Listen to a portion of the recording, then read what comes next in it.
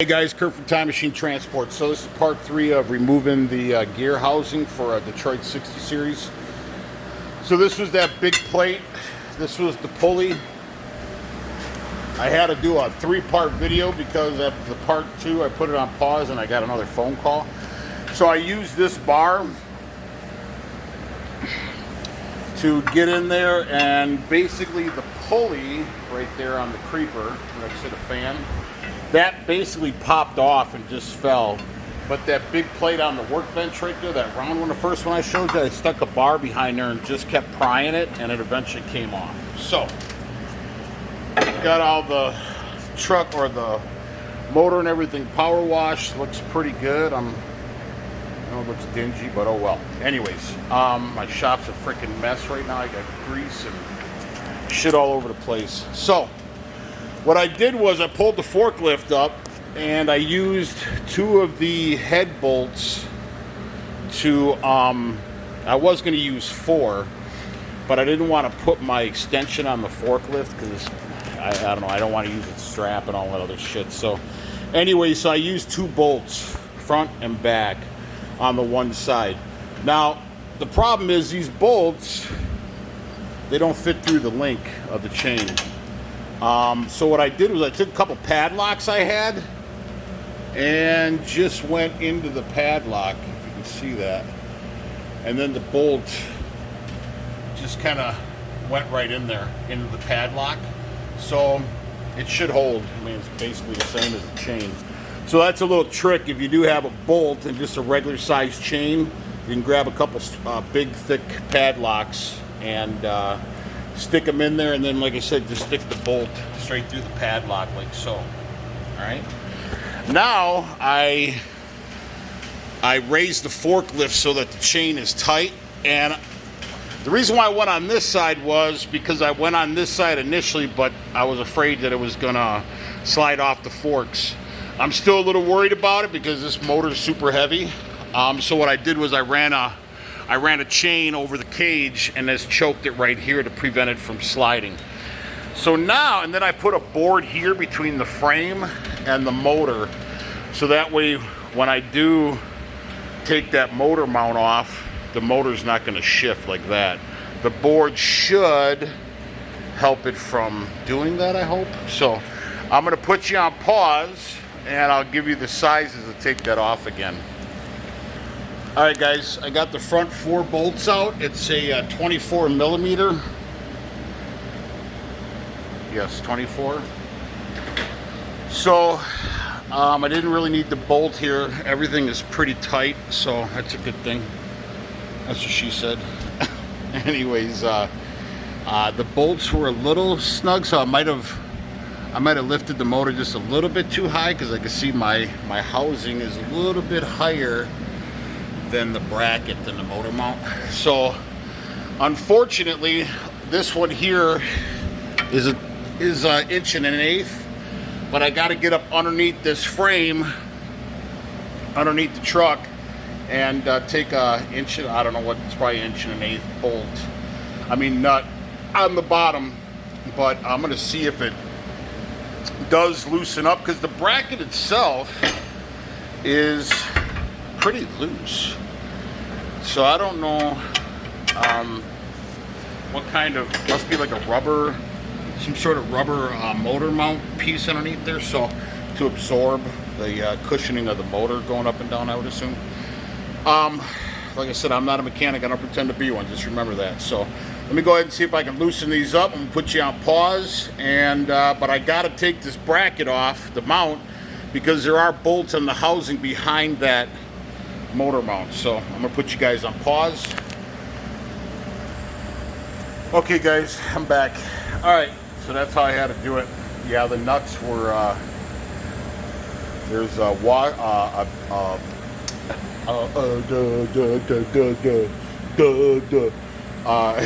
there's a washer and a nut underneath there. You have to crawl up underneath the truck, and I just used a cheater bar and an 1/8. So it's an 1 1/8 inch up here, and it's an 1 1/8 inch nut on the bottom. And some people are like, yeah, no shit. No, that's not always the case, man. It's not always the case where where the bolt size is the same as the nut size or vice versa. I've run in the stuff where it's smaller, so I've had a guy, oh yeah, no shit, it's an inch and an eighth and an inch and a, no, it's not true, man. So anyways, back to the point of the video. So that is now loose. I'm going to grab my trusty bar and pry that up, and then we will see what's underneath there. And this board I don't think is very necessary, but I'm keeping it there just in case. But yeah, so I'm going to go ahead and pry up the motor mount and start taking off the bolts for the front housing. All right, guys. So this is the rubber piece for your motor mount that goes up top. Then I heard a thunk, and this is mounted underneath. So it's going to be, oh, sorry. This is going to be mounted underneath. I just had my motor mounts done last year on this truck. When I was getting the clutch put in, the guy's like, oh, I should do your motor mounts, are pretty bad. So anyways, so that's it right there. So when you do this, make sure you grab this piece. It's probably going to be on your on your top of your bumper. So anyways, another piece down. All right, so now get back. It really is, knocking on wood, so far it has not been too bad, but I could say that now. So I should have waited till I got this off the power wash the truck. And actually, I got so much shit underneath the truck that came off, all that grime. I should have waited, but I just wanted to get it done. Anyways, I'll hit that with brake cleaner and a rag and a putty knife before I put it back on. But yeah, anyways, so I'm gonna go ahead and start taking this off, and then we will go over what size the bolts are. All right, guys, it's a 15 millimeter, and it looks like there are 1, 2, 3, 4, 5, 6, 7, 8, 9, 10, 11, 12 or so bolts, all 15 millimeter. I will go ahead and break them all, or loose. I'll take them off with an impact. I'm not too worried about this. Or they shouldn't be, well, they should be at least that long, maybe 1.5 inches, 2 inches. That's what she said. So yeah, so, and then what I'm going to do is I'm going to see if I can grab a 4x4, because I'm going to have to kind of brute forces. I hope it's not super heavy, because I already got our forklift tied up, obviously, holding it up. So I'm hoping it's not super heavy. When I was younger, I definitely could have lifted this off by myself. So anyways, I will go ahead and take this, and we'll go from there. That's awesome right there, guys. My wife's riding in that right there. It's a toy for tots. My wife's got a nice bike, so maybe she just waved at me. Yeah, so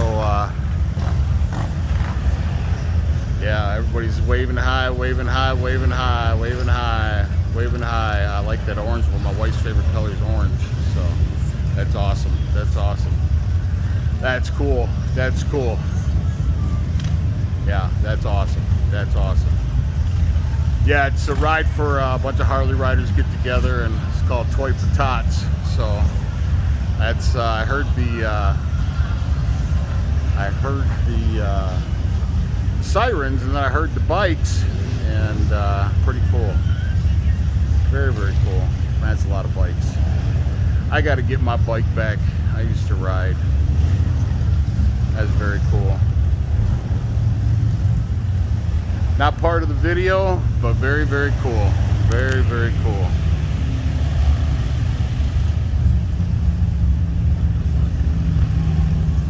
I wonder why my wife's girlfriend is riding with her. I thought she was with her boyfriend. Maybe my wife's got a girlfriend on the side I don't know about. Yeah, it's very, very cool. Very, very cool. Very, very cool. I had a lot of bikes.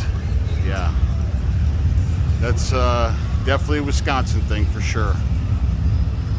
But it's such a cool cause, Toys for Tots, man. That's really, really cool.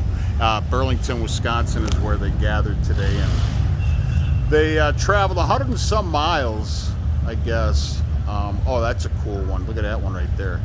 That little car, that tri-wheel. That's cool. That is very cool. Wow. So cool. I know there's Harleys all over the planet, but definitely a Wisconsin thing. Some people don't even know that the Harley Davidson headquarters is in Milwaukee, Wisconsin. Some people don't even know that. So. But very, very cool.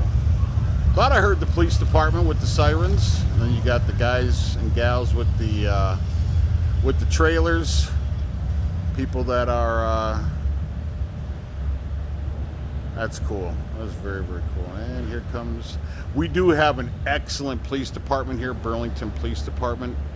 These guys and gals here, this police department here in Burlington, Wisconsin, one of the best on the planet. They're nice. They're thorough.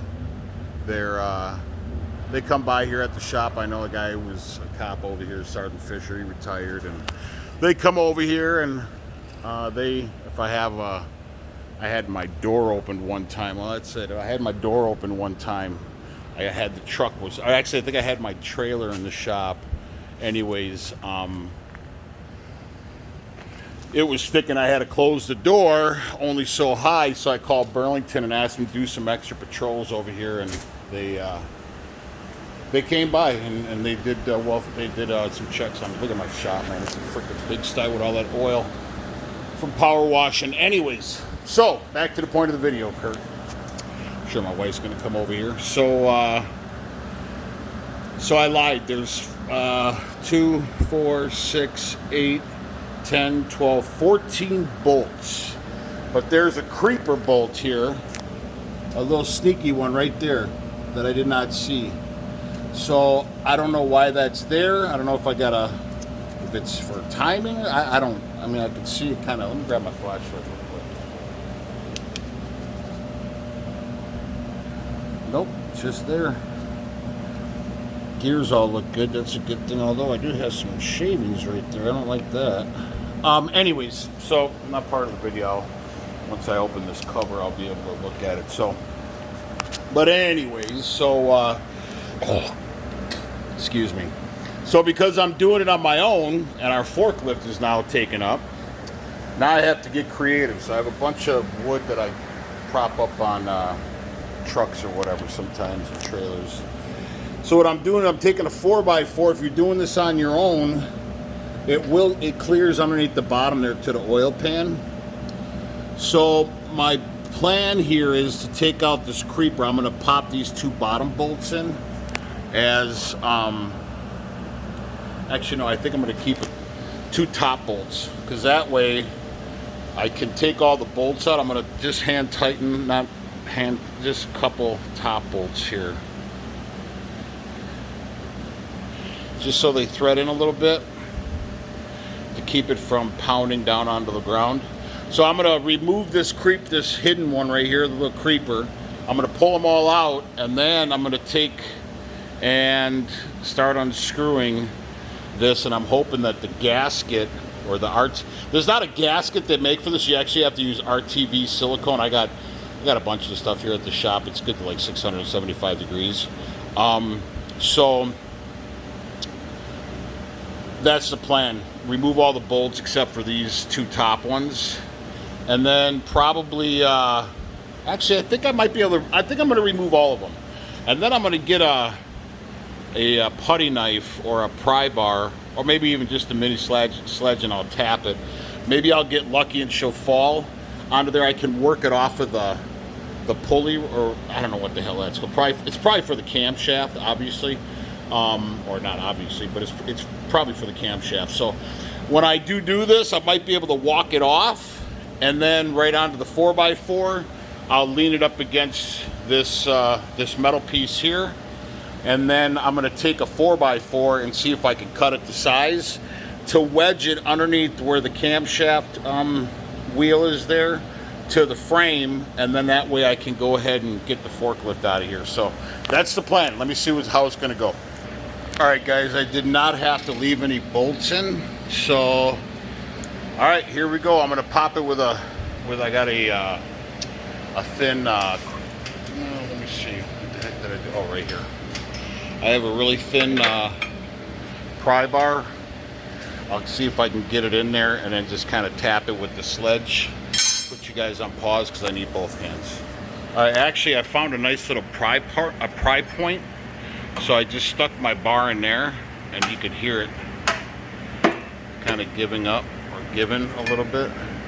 So I'm going to keep doing this all the way down. I don't want to crack this because I know cast iron is strong, but sometimes you get it in the wrong spot, you can crack it. So I'm going to put you back on pause.